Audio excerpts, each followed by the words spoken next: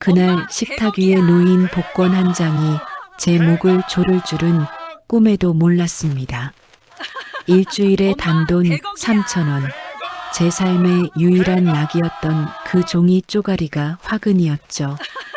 평소 연락 없던 아들이 예고도 없이 찾아와 제 복권을 보더니 사르르 떨리는 목소리로 말하더군요. 100억이야. 엄마, 이거 1등이야. 100억이야, 100억. 그 떨리는 목소리를 저는 세상에서 가장 큰 축복인 줄로만 알았습니다. 하지만 그 뒤엔 제가 배 아파 낳은 자식들이 판 끔찍한 구덩이가 있었습니다. 제 인생에서 가장 행복해야 할 그 순간, 왜 저는 말할 수 없는 한기를 느껴야만 했을까요? 그리고 제가 3억 원이라는 거금을 손에 든 순간, 왜 아들은 제 등 뒤에서 기괴한 웃음을 짓고 있었던 걸까요? 거실 창가로 내리쬐는 오후의 햇살이 유난히 차갑게 느껴졌습니다. 저는 무릎 위에 놓인 낡은 가계부를 매만지며 깊은 한숨을 내쉬었습니다. 30년 넘게 국밥솥 앞에서 매운 불길을 견디며 일궈온 이 3층 상가 건물. 제 젊음과 눈물이 고스란히 박힌 이 집은 이제 저처럼 낡고 고요하기만 했습니다. 거실 벽지에 밴 은은한 국밥 냄새는 아무리 닦아도 지워지지 않았습니다. 그 냄새는 제가 치열하게 살아온 훈장 같기도 했고, 때로는 지독한 외로움의 흔적 같기도 했습니다. 국밥집을 은퇴한 뒤로 제 무릎 연골은 형체도 없이 닳아버렸습니다. 비가 오려는지 쿡쿡 쑤셔오는 통증이 제 유일한 말동무였습니다. 거실 한쪽에 놓인 남편의 영정사진만이 저를 인자하게 내려다보고 있었습니다. 영감, 오늘은 애들한테 전화 한 통 없네. 다들 바쁘겠지? 저는 대답 없는 사진을 향해 혼잣말을 중얼거리며 씁쓸하게 웃었습니다. 아들 준혁이는 사업이 힘들다며 명절에도 얼굴을 비추지 않은 지 오래였습니다. 딸 소희 역시 시댁 눈치가 보인다며 생일날 문자 한 통 보내는 게 전부였습니다. 자식들에게 저는 이제 쓸모를 다한 낡은 도구처럼 느껴지는 걸까요? 그런 제 고독한 일상의 유일한 낙은 토요일 오후의 작은 의식이었습니다. 절뚝이는 다리를 이끌고 시장통 복권방에 가서 3,000원어치 복권을 사는 것. 이번에도 꽝이겠지. 그래도 일주일치 꿈을 사는 거니까. 지갑 속 꼬깃꼬깃한 복권 한 장을 만지며 저는 소박한 행복을 느꼈습니다. 그 3,000원어치 기대감이 없었다면 저는 벌써 이 적막함에 잡아먹혔을지도 모릅니다. 낡은 시계추가 느릿하게 움직이며 거실의 정적을 깨뜨리고 있었습니다. 창밖으로는 퇴근길 사람들의 활기찬 소음이 들려와 제 소외감을 더욱 부추겼습니다. 저는 그저 낡은 소파에 몸을 깊숙이 파묻고 다가올 밤의 어둠을 기다렸습니다. 아무 일도 일어나지 않을 것 같은 평소와 다름없는 그런 토요일이었습니다. 그런데 그날 오후 집안의 공기를 단숨에 바꿔놓는 날카로운 초인종 소리가 울렸습니다. 기적처럼, 아니 폭풍처럼 제 자식들이 한꺼번에 집으로 들이닥친 것입니다. 현관문이 열리자마자 왁자지껄한 소리가 집안의 정적을 사납게 찢어놓았습니다. 아들 준혁이와 며느리 혜영, 그리고 둘째 딸 소희까지 한 무리였습니다. 어머니, 저희 왔어요. 왜 이렇게 어둡게 하고 계세요? 며느리는 들어오자마자 거실 불을 켰지만 그 목소리엔 평소에 짜증이 배어 있었습니다. 아들은 제 얼굴을 제대로 보지도 않은 채 거실 소파에 털썩 주저앉았습니다. 평소라면 전화 한 통 없던 아이들이 예고도 없이 찾아온 것이 반가워야 했습니다. 하지만 제 가슴 한구석에선 원인 모를 서늘한 경계심이 먼저 고개를 들었습니다. 준혁아, 연락도 없이 웬일이냐? 소혜, 너도 여기까지 웬일이고? 제 물음에 아이들은 서로 눈빛을 주고받으며 묘한 침묵을 지켰습니다. 그러더니 준혁이가 갑자기 제 가방 쪽으로 손을 뻗어 복권을 찾아내더군요. 엄마, 저번에 복권 샀다면서요? 그거 번호 확인해 봤어요? 아들은 제 대답도 듣지 않고 핸드폰을 꺼내 무언가를 급히 두드리기 시작했습니다. 그의 손가락이 미세하게 떨리고 있는 것이 제 노안에도 선명히 보였습니다. 잠시 후 준혁이가 갑자기 비명을 지르며 제 손을 덥석 잡았습니다. 그의 눈은 뒤집힐 듯이 커져 있었고 얼굴은 순식간에 시뻘개졌습니다. 엄마, 대박이야. 이거 1등이야. 100억이라고요, 100억? 아들의 핸드폰 화면에는 제가 들고 있는 복권 번호와 똑같은 숫자들이 떠 있었습니다. 그 정교한 포토샵 화면을 저는 꿈에도 의심하지 못했습니다. 1등 당첨 번호 아래로 100억이라는 숫자가 눈부시게 빛나고 있었습니다. 제 눈을 의심하며 몇 번이고 번호를 다시 확인했지만 숫자는 변하지 않았습니다. 정말이냐? 내 눈이 침침해서 그런데 정말 이게 다 맞단 말이냐? 며느리가 제 목을 껴안으며 마치 제 친딸이라도 된 듯 통곡을 하기 시작했습니다. 어머님, 우리 어머님 드디어 고생 끝났네. 이제 떵떵거리며 사셔도 돼요. 딸 소희도 제 무릎에 얼굴을 묻고 흐느끼며 제 손등을 연신 쓰다듬었습니다. 평생 저를 냄새나는 노인네 취급하며 근처에도 안 오던 자식들이었습니다. 그들의 눈물과 환호성이 거실을 가득 채우자 제 이성은 마비되기 시작했습니다. 정말 신이 내 인생의 고단함을 가여워해서 이런 기적을 내려주신 걸까요? 저는 그들의 가식적인 손길이 너무나 따뜻해서 바보처럼 함께 눈물을 흘렸습니다. 세상에서 가장 큰 축복이 제 낡은 집으로 굴러들어온 줄로만 알았습니다. 제 평생 이런 거금이 제 손에 들어올 거라곤 상상도 못했습니다. 당첨 사실을 확인한 그 순간부터 제 머릿속은 오직 자식들의 구분 등을 펴줄 생각뿐이었습니다. 준혁아, 그동안 사업하느라 빚진 거 이제 다 갚아도 되겠다. 그치? 저는 아들의 손을 꼭 잡았습니다. 아들의 손바닥에 땀이 흥건했지만 저는 그것이 기쁨의 전율인 줄로만 알았습니다. 옆에 있던 며느리 혜영이가 제 어깨를 주무르며 가식적인 콧소리를 냈습니다. 어머님, 준혁 씨 밤마다 잠 못 자고 고민하던 거 생각하면 제가 다 눈물 나요. 역시 우리 어머님밖에 없어요. 평소에는 제 몸에서 국밥 냄새가 난다며 소파 시트조차 같이 쓰기 싫어하던 아이들이었습니다. 그런데 지금은 제 주름진 손을 서로 잡으려 경쟁이라도 하듯 달려들었습니다. 딸 소희는 벌써부터 서울의 어느 동네 아파트가 좋다느니 하며 꿈에 부푼 소리를 내뱉었습니다. 엄마, 나 이번에 이사 가면 엄마 방 제일 큰 걸로 꾸며줄게. 이제 이런 낡은 집에서 고생 그만해. 소희의 그 달콤한 말에 제 가슴은 봄눈 녹듯 녹아내렸습니다. 사실 저는 이 집을 떠나고 싶지 않았습니다. 남편과의 추억이 서린 이 낡은 상가주택이 제 유일한 안식처였으니까요. 하지만 자식들이 저렇게 행복해하는데 제 고집을 피울 수는 없었습니다.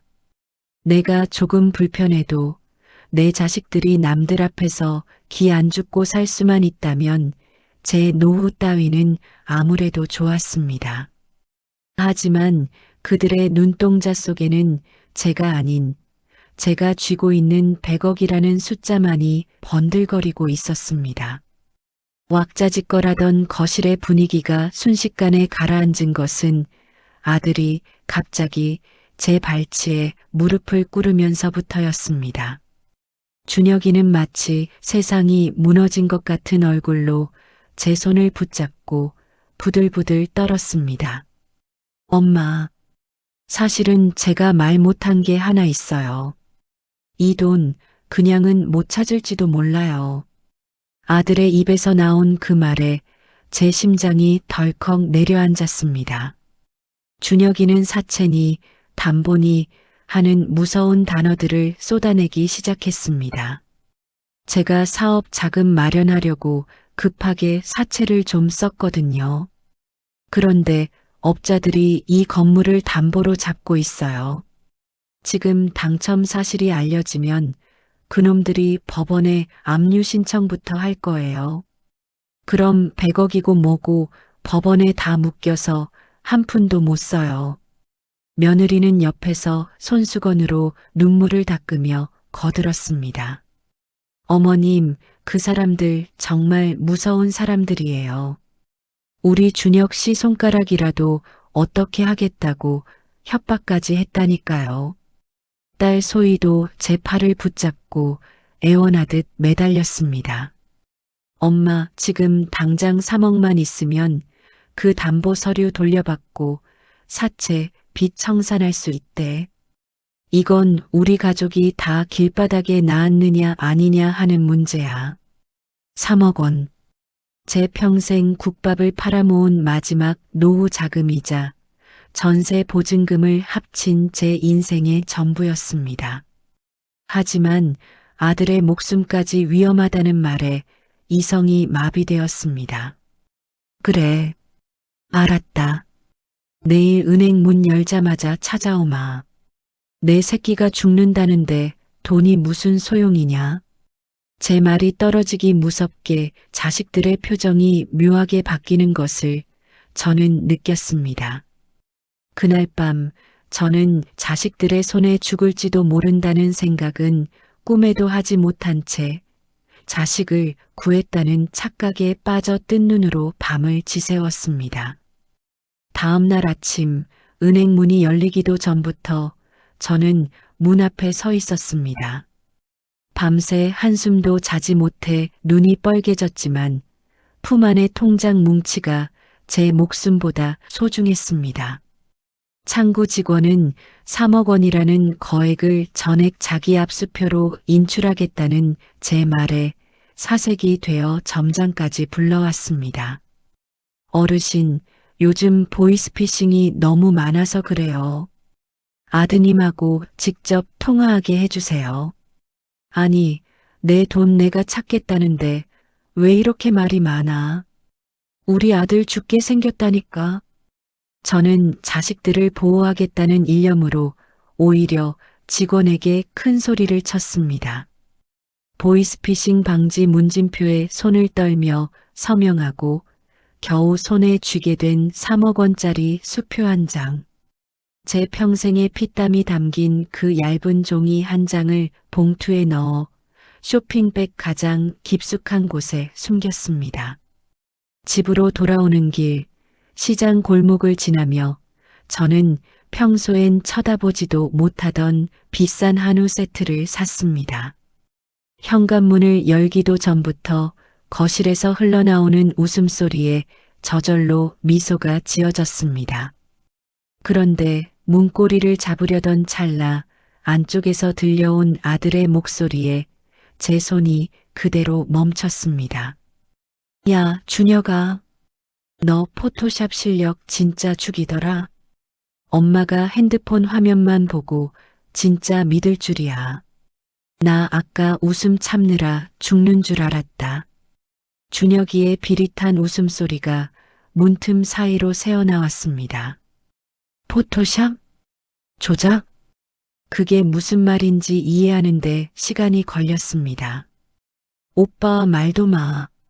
3억 수표 받으면 바로 현금화해서 내 아파트 중도금부터 해결하자.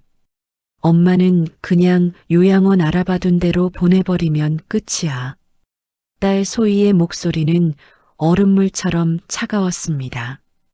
며느리는 한술 더 떠서 이미 요양원 입소 서류까지 다 준비해놨다며 낄낄거렸습니다. 손끝이 차갑게 식어갔습니다. 제가 들고 있던 소고기 봉지가 바닥으로 툭 떨어졌습니다. 저는 거실로 들어가지 못하고 아파트 비상계단 구석에 주저앉았습니다. 눈물조차 나오지 않았습니다. 그저 온몸이 사시나무 떨듯 바들바들 떨릴 뿐이었습니다. 저들은 제가 저 수표 한 장을 마련하기 위해 평생 국밥솥 앞에서 얼마나 많은 땀을 흘렸는지 알까요? 내가 괴물을 키웠구나. 입술을 너무 세게 깨물어 비릿한 피맛이 입안 가득 번졌습니다. 등 뒤에서는 여전히 자식들의 웃음소리가 파티라도 벌인 듯 소란스러웠습니다. 그들에게 저는 더 이상 어머니가 아니었습니다.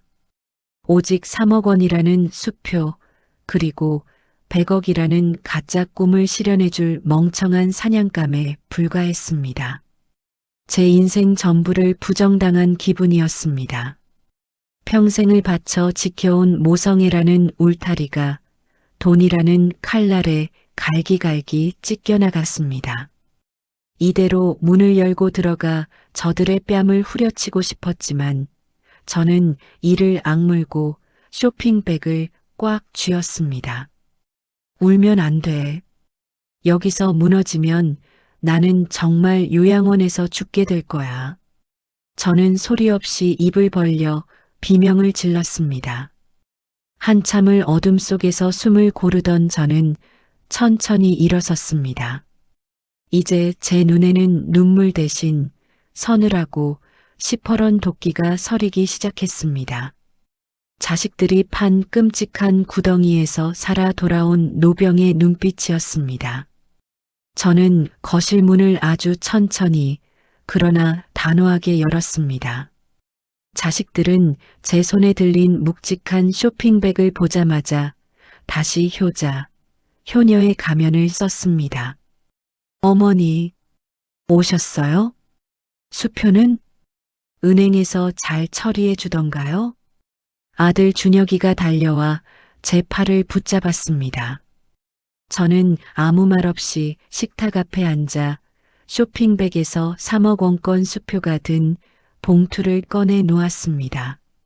며느리 혜영이가 수표에 손을 뻗으려 할 때 저는 차갑게 그 손을 쳐냈습니다.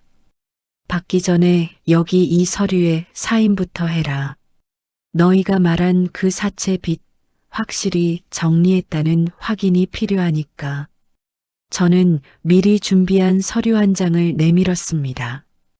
자식들은 수표에 눈이 멀어 서류의 깨알 같은 글씨를 읽지도 않았습니다.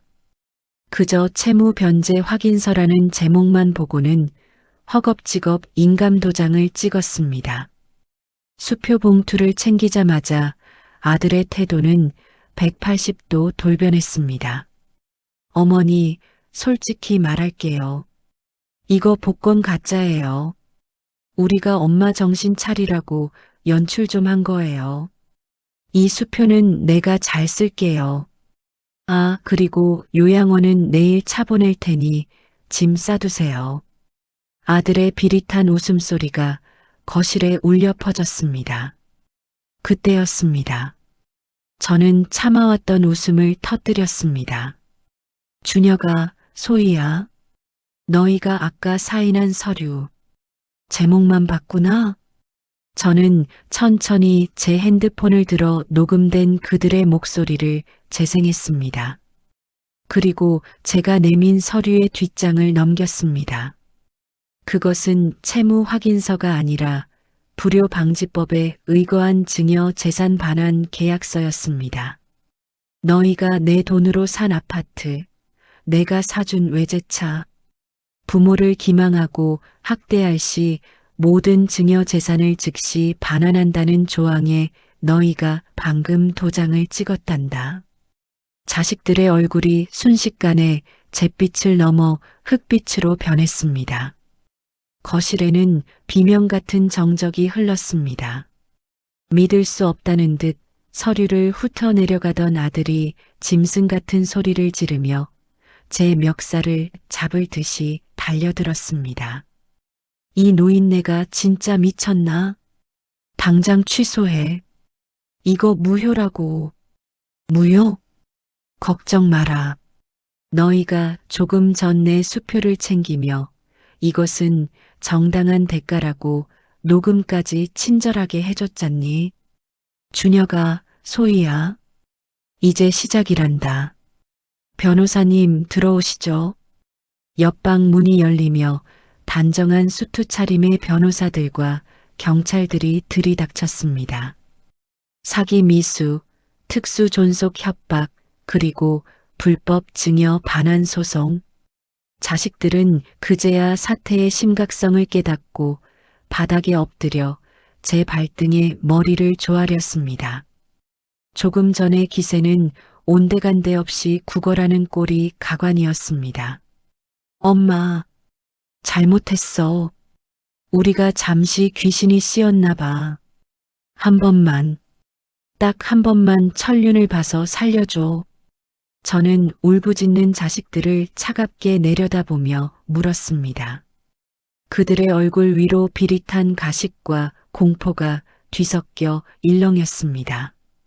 주녀가 소희야, 내가 딱 한 명만 용서해 준다면 누구를 해줄까? 너희 둘 중 한 명만 내 자식으로 남겨주마. 그 순간 거실에서는 인간의 탈을 쓴 악마들의 쇼가 펼쳐졌습니다.